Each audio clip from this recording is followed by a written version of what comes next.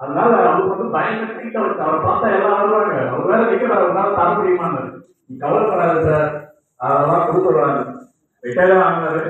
Retire ஆன மறுநாளே ஒரு மீட்டிங் போட்டோம். கோபாலகிருஷ்ணன் சார் தான் ஜாம்பவான் அவர் சொல்லுவேன். கோபாலகிருஷ்ணன் சார் கிட்ட சொன்னேன், இந்த மாசம் 35 கோச்சு கொடுக்குறீங்க, என்ன பண்ணணும்னு சொல்லுங்க அப்படின்னு. ரெண்டு கோரிக்கைகளை வச்சார் அவர். ஒண்ணு, மெட்டீரியல் எனக்கு கரெக்டா கொடுத்துருங்க சார். ரெண்டாவது, யூனியன் எல்லாம் நீங்க பாத்துக்க சார், எங்க கிட்ட வரக்கூடாது சார். ரைட், ஓகே, அதை ஃபுல்ஃபில் பண்ணோம். 35. நான் மூக்க விட்டு வெளியே வரும்போது அதே மேன் வச்சு 55 கோச்சு கொடுத்தோம். அது எப்படின்னா, நம்ம ஜானகிராமன் போன்றவர்கள் கேட்ட மெட்டீரியலை காலையில சொன்னா சாயந்தரம் வந்து நிற்கும் மெட்டீரியல். எல்லாரும் சொன்னாங்க, இன்னைக்கு உலகத்திலேயே அதாவது பழமையான நீராவி இன்ஜின் கின்னஸ் ரெக்கார்டு நீராவி வந்து பேரிக்கு.